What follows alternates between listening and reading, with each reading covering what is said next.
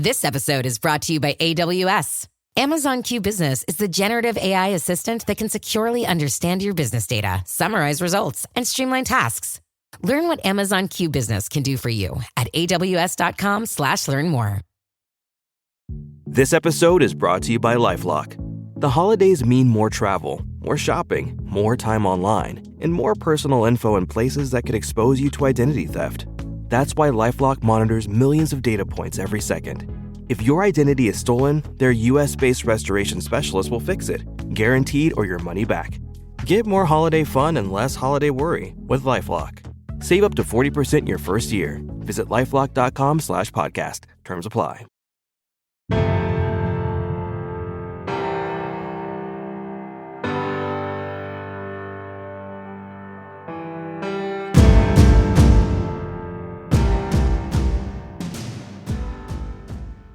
All right, guys. Well, I'm excited to be joined today by June Jones, who I don't think need much of an introduction. We really know what he's done in the coaching world. Obviously, run and shoot is synonymous with him.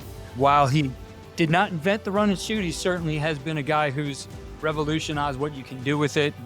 The coaching tree goes back to Glenn Tiger Ellison, who's from Ohio, Middletown, Ohio, and for a long time, the run and shoot really was all over. It was at my college, at Baldwin Wallace College, when I went there, and Bob Packard was running it. He was the next coach after Lee Tressel, Jim's father, who's a Hall of Fame coach. But the origins of this offense looked nothing like what it is today. And the origin going back to like that first year when things weren't going well for Tiger and they needed to do something different. So I'll show it to our listeners who are looking and watching this video part of it.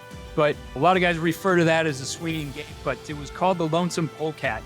But what you see in there, looking at the arrows, is those receivers really could do anything to go to the open space. And so that was the fundamentals. That was the philosophy behind how this developed into the run and shoot. And at the time, if you guys would think of it as a double slot offense under center, but then it's evolved to some of the things that Miles Davis and June Jones did as coaches. This episode is brought to you by Amazon Prime. There's nothing sweeter than baking cookies during the holidays. With Prime, I get all my ingredients delivered right to my door, fast and free, no last-minute store trips needed. And of course, I blast my favorite holiday playlist on Amazon Music. It's the ultimate soundtrack for creating unforgettable memories. From streaming to shopping, it's on Prime. Visit Amazon.com/Prime to get more out of whatever you're into. This episode is brought to you by Allstate. Some people just know they could save hundreds on car insurance by checking Allstate first. Like you know to check the date of the big game first before you accidentally buy tickets on your 20th wedding anniversary and have to spend the next 20 years of your marriage making up for it. Yeah, checking first is smart. So check Allstate first for a quote that could save you hundreds. You're in good hands with Allstate. Savings vary. Terms apply. Allstate Fire and Casualty Insurance Company and Affiliates. Northbrook, Illinois. Coach, I would love to hear a little bit about that story. I know I saw a little bit of Miles Davis talking about this on Run and Shoot Certified, how it did start with Tiger. You mentioned him as well, but the evolution to really what you ran as a coach. Yeah, well, I think all the original concepts that Mouse and I ran were from the Tiger Ellison book. In fact, a lot of when Tiger was first running it, there was a lot of the run part of it was what he really started out. And then I think Mouse took his pass concepts and all the variations that the receivers could run, took that and grew it to a huge level in the 70s. And I kind of watch a lot of football now, and all the shotgun run pass options that everybody's using with the short motion and the fast motion is really still all Tiger's run stuff. And obviously because they're in the shotgun and because they've spread the field, a lot of the pass concepts are as well. So it's been, we kind of, from the 70s, I think if you're not tweaking and adding and moving forward in the 15 to 20% tile range every year, that the defenses can catch up with you. And I think that's what we had done from the 70s till really the mid 2000s when I was in Canada running it, and still have my ideas if I get back into coaching, which I might, and then we'll see where it goes. But it's still the original, the Lonesome Polecat and all that you have in that book. Really, in the XFL, I did a lot of the empty and a lot of the stuff off of that with no running back at all.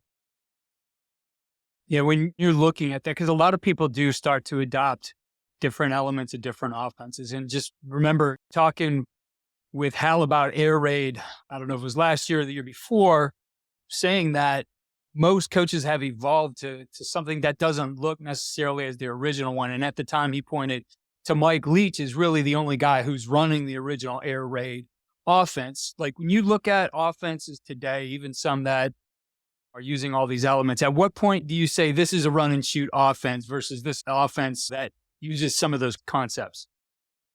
Well, the original run and shoot stuff, like I say, I think that it's been adopted by many coaches and they put their own little tweaks on it themselves.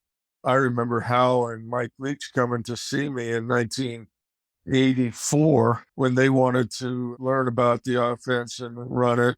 They went back to Georgia Southern and Valdosta, I think it was at that time, to put their kind of concepts on it. In fact, not till Hal got with me in maybe 2000, I don't even remember what it was now, 2011 or 12, we added a lot of the mesh stuff to our package. In fact, I would say now, like I was teaching at Mililani High School, coaching there this year, we ran a lot of mesh with the run and shoot concepts. And I think it just keeps getting better and better and harder to defend. It's an interesting offense when you look. Obviously, it evolved from something that guys were using at the high school level. As crazy as it sounds, for the people who know Woody Hayes and 3 yards in a cloud of dust, he utilized some of those concepts at Ohio State. But we've seen it go on to be used at the major college level, in the CFL and the NFL. He used it. It continues to be something that a lot of coaches are adopting these concepts. And when you look at it, no matter what level it is, what things do you think are most misunderstood or maybe underutilized by coaches today who are trying to use the run and shoot concepts and philosophy? Well, the successful guys that are spreading the field and passing the ball utilize, I think, all of the concepts. They give their receivers a lot of options. I even see it in the NFL when I'm watching Kansas City, and in particular, and San Diego, believe it or not, Harbaugh has adopted a lot of the pass concepts that we use into their offense when they spread the field. I don't know. I just think the receivers being able to read coverage, which we were doing forever, has really caught hold in the last maybe 5 to 7 years in the National Football League. And, we were doing it back in the late 80s, early 90s. Jerry Glanville hired me and we did it. And I think the NFL record for passing is still Warren Moon running it at the Houston Oilers. So it's been around and the concepts have been there. I think, like I say, they're tweaking it and adapting it to a lot of the mesh concepts now in the pros. They're certainly, Kansas City is using a lot of those.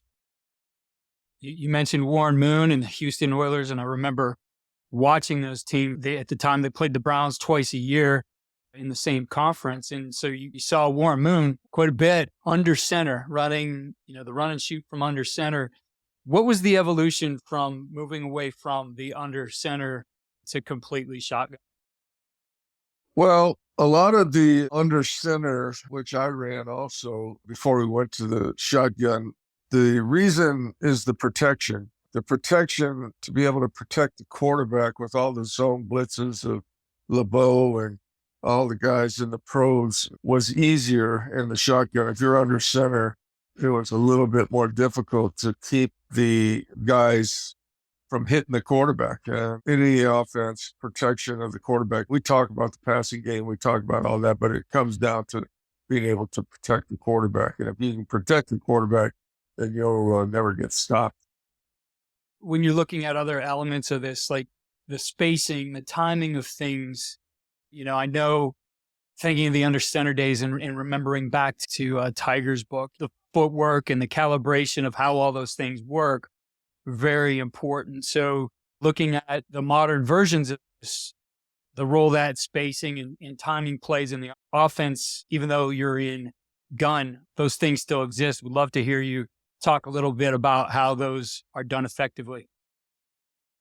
Well, they're done exactly the same way we did them under the center. Quarterback knew, like in the shotgun going to the right, that we wanted the ball coming out after his third step. And sometimes as the third step hit, or there'd be a slide step with it. Same thing going to the left. We tried to time it exactly the same way. It'd be 4 steps going to the left and either hitting when the fourth hits, throw the ball, or some of them, if they were not dogging, would be a slide step and get the ball down the field further.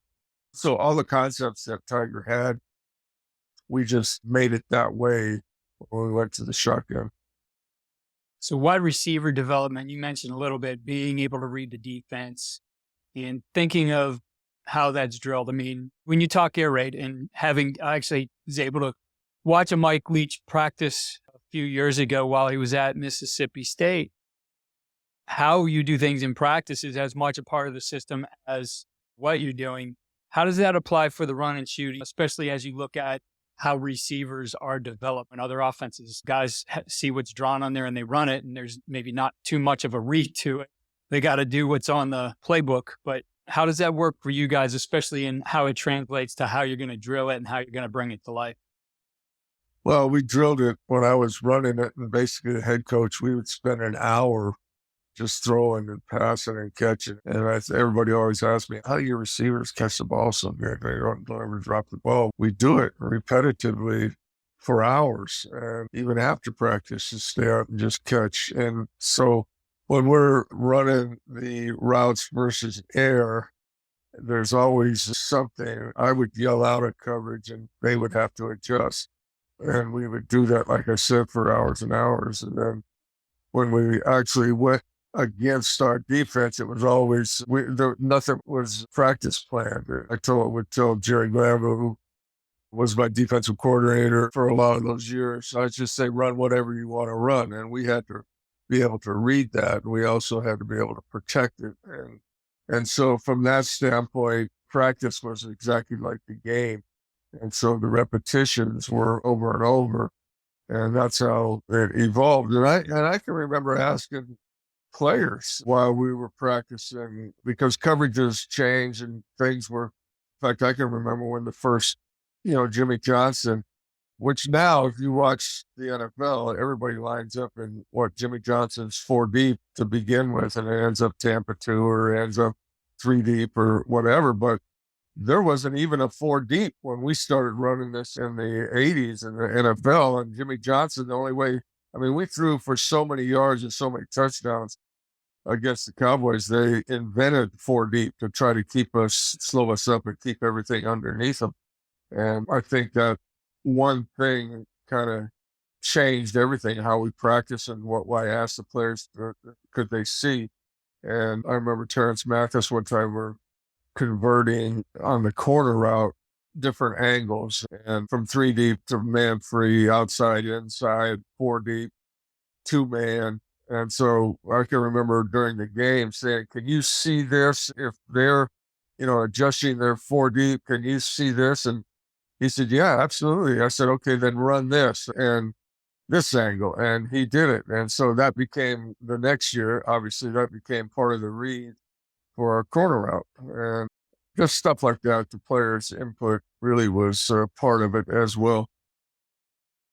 So does become all those variations, and obviously you got to keep people on the same page. And so, like, looking back at Tiger's book, right? Like, I know to a lot of people that looks insane. You look at the one receiver and all his possibilities and where he might go. And that was the backside gangster pass, what Tiger Ellison called it. And you just mentioned reading and looking at the angles off of it. So with all those possibilities, getting the quarterback and the receiver on the same page, what's the key to that? How do you make sure that those things are working together? Well, the reason our quarterbacks were always, no matter who they were, always had their best seasons statistically in our offense. And the reason for that is because I didn't have them reading the whole field. The receivers were reading the whole field, whereas the quarterback was focused on one particular guy. If we had a choice route, for example, which was a single receiver side, he was only reading the corner, the quarterback. And so he tried to get a pre-snap read before the ball was snapped on the field. But when the ball was snapped, he just read the one receiver and his reaction. And then everything else was a progression coming backside. It would be 1, 2, 3, 4. And so the receivers were reading the rest of the field while he was reading the one receiver, the one corner. And so that made it much easier. And basically all the quarterback had to do was say, okay, here's number 2. Is he open? Throw him the ball. If he's not open, go to number 3. If he's open, throw him the ball. If he's not open, throw it to number 4. And so it became a real easy 1, 2, 3, 4 progression. And that's why the quarterback's statistics always were much better than in our offense than any offense they had played in. This year, Santa's bringing the power of Energizer into his workshop. Whoa, the Energizer Bunny's got so much power. Wait, he's powered up all the toys. I think that means we're done for the year. I love this bunny. He's the hardest working helper the North Pole has ever seen. And he wants all your gifts to have the power of the #1 longest lasting AA battery. So this holiday season, stock up on Santa's and the elves' favorite battery, Energizer Ultimate Lithium. When it comes to towing, seeing is believing. That's why Chevy Truck's advanced camera technology offers up to 8 available cameras for 14 unique views, so you can focus on the view that really matters. Chevrolet, together let's drive. Learn more about Chevy Trucks at Chevy.com. Safety or driver assistance features are no substitute for the driver's responsibility to operate the vehicle in a safe manner. Read the vehicle owner's manual for important feature limitations and information.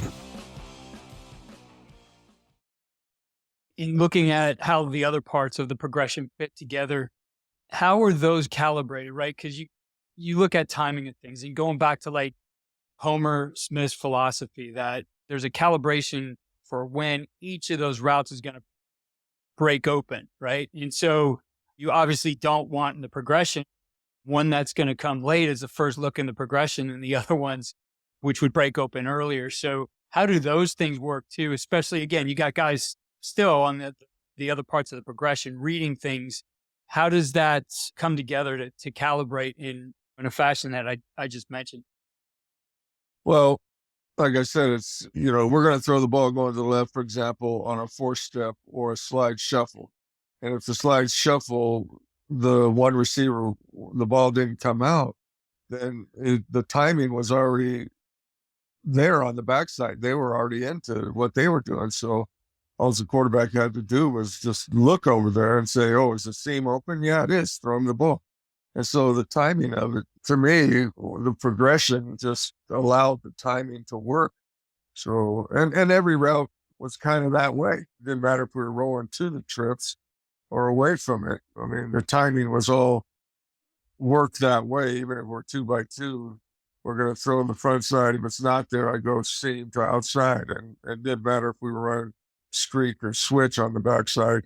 It was 1-2 once we came backside, and the ball, the timing was already there, Yeah, you mentioned guys in your offense having their career best years statistically when they come into the run and shoot.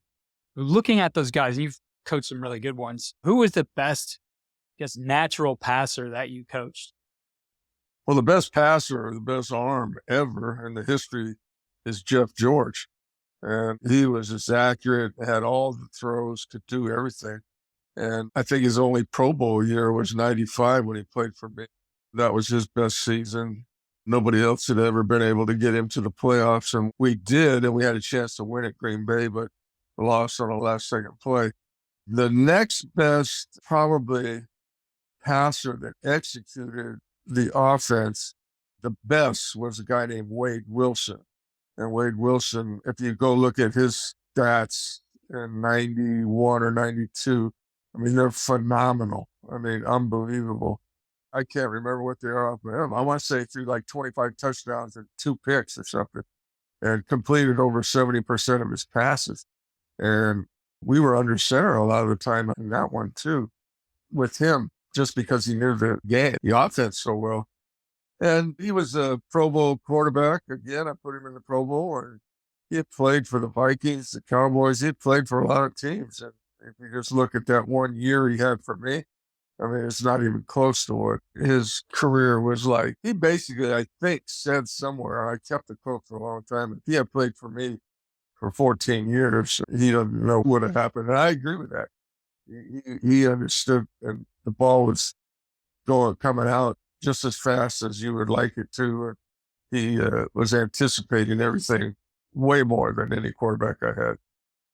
Wade was actually on the podcast, and I'll link that one for our listeners in the show notes. That was a good one on quarterback development.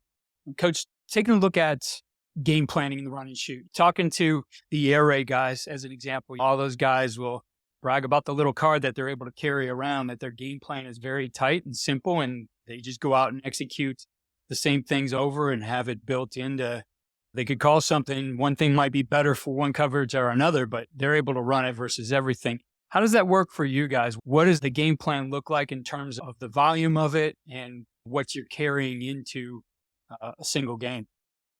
We carried everything. That's why we practiced for an hour by ourselves, so we could rep everything in our playbook. So it's pretty close to the same as the way Mike operated.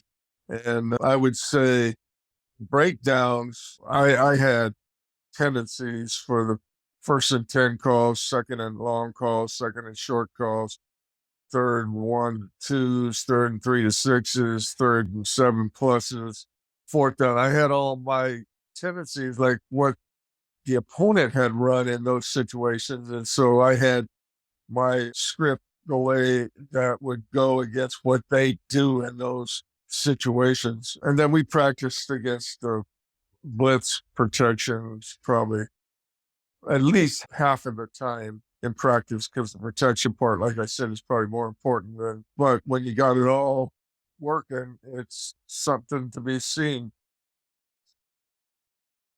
You mentioned the possibility of coming back to the game, and you look at, really it's all levels now, because college has adopted the use of technology, instant replay, being able to look at those things on the sideline on a tablet. High school guys have a big setup with the tent and the screen and big screens and everything where they're able to go through this with their players. You now have in-game analytics coming to the forefront of things, looking at those advancements. And I think you experienced some of these things in some of the spring leagues, in-helmet communication, another one.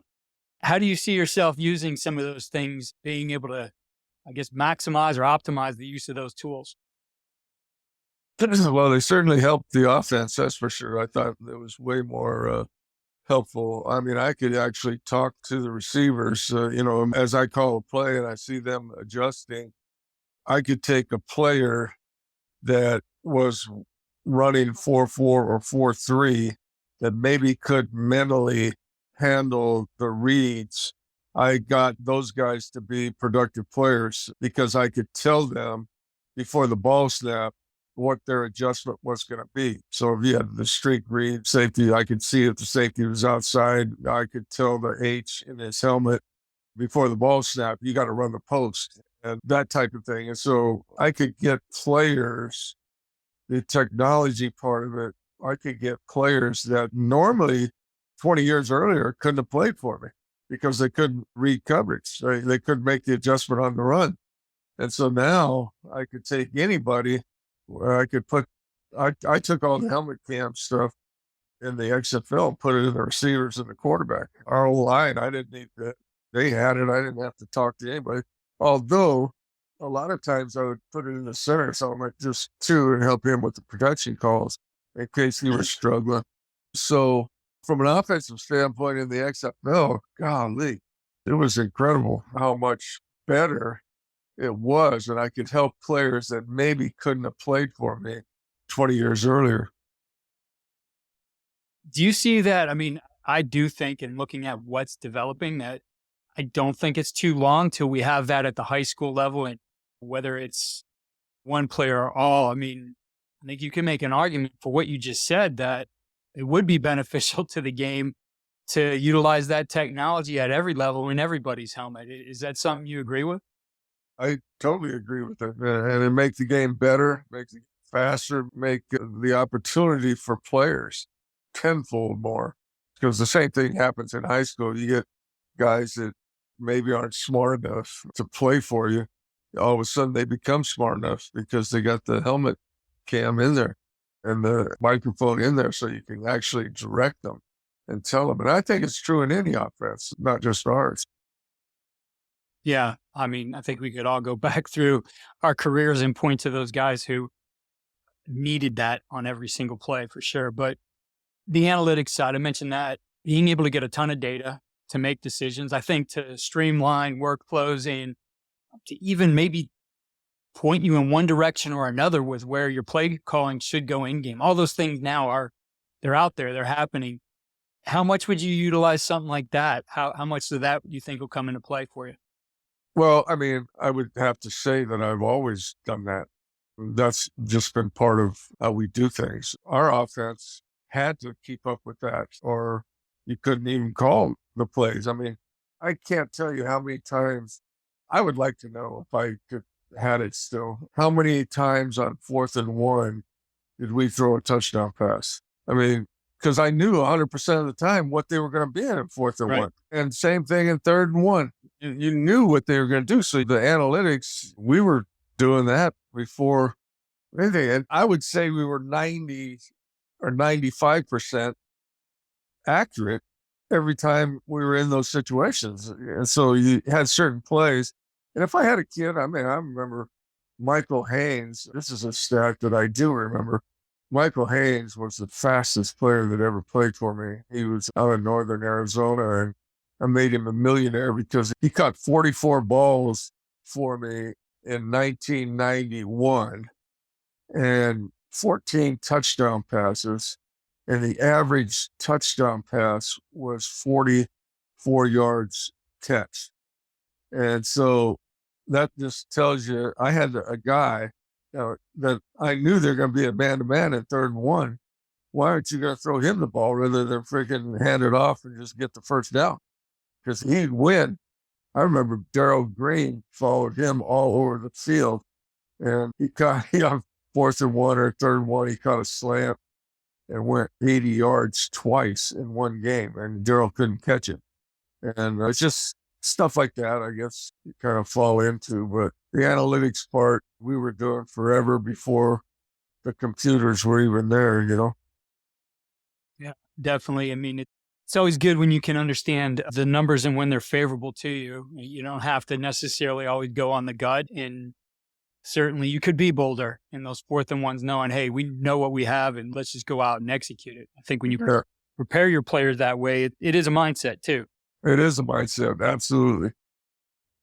Looking at the landscape, especially you see it in college football, but in talking to coaches in different parts of the country, while there is no transfer portal, kids are moving more and more between school districts to play at different places. I mean, we all have to constantly be making sure we're recruiting our own roster, I think, at every single level now.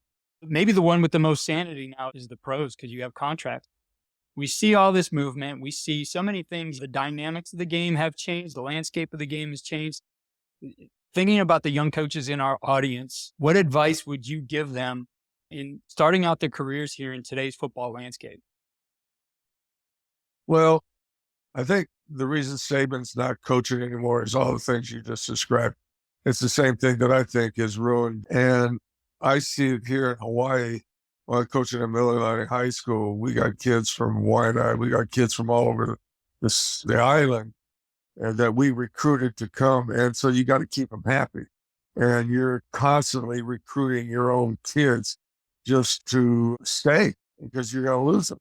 And that's the part I don't like. I think that if you're creative offensively and you're constantly putting kids in the pros from a college standpoint or from a high school standpoint, putting them into colleges on scholarship, then that's what's going to keep the kids to your institution.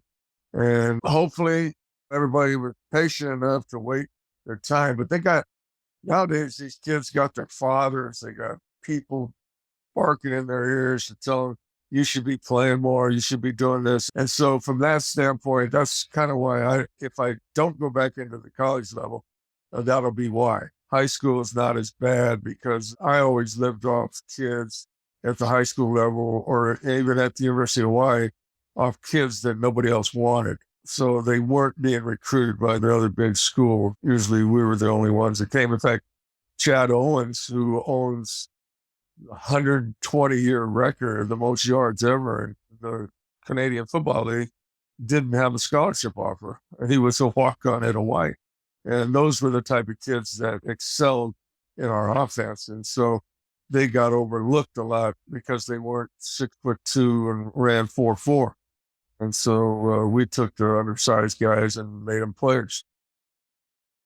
Coach, I really appreciate you taking the time. I know you do have the Run and Shoot convention coming up in Palm Springs, January 10th and January 11th. For our listeners, I'll put a link to that in our show notes. That's going to be virtual for the guys who can't get out there, but you're going to be there in person as well. What are you planning on talking about?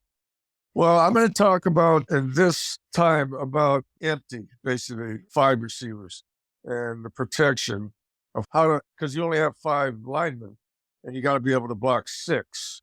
And so I think some of the things that we did in the XFL, I just had no idea that the kids were this smart and could do what we did blocking in the XFL. I mean, I'll have examples of where our 5 guys blocked 6 guys and gave the quarterback more time than he's ever had in empty. Like we went empty one whole game, just because the quarterback understood where the ball, and so I could run my trip side and my 2x2 side. I mean, and all the concepts were unbelievable, to be quite honest. In fact, I put them in at Mililani High School as well. And until we lost our quarterback, we lost our first 2 quarterbacks, unfortunately. And then we kind of had to scale back a little bit. But I was kind of excited about the future of those kids being able to block it the way we blocked it in the pros. Coach, I really appreciate you taking the time. It's been an honor to have you here on the podcast. And I'm sure if you do go back, a lot of people would be excited about that. You obviously have had an outstanding career, outstanding track record, and just do a lot of fun things to watch on offense. So we appreciate you taking the time. Keith, I appreciate the time as well, and I'll look forward to seeing you down the road somewhere. All right, Coach. Thank you. Aloha. As we mentioned, June Jones will be presenting at the Air Raid National Convention Run and Shoot Edition in January. The link for that is in the show notes. That is a hybrid event, which there is in person and virtual. As we wrap up 2024, we're going to be sharing some of the best episodes from this past year. And then as we get into 2025, we have our new series approach. So in addition to the weekly interview I will do with a coach, we'll have 4 other series during each week. We've already kicked things off with sprint-based football, and you'll be hearing from Tony Haller every other week throughout the offseason.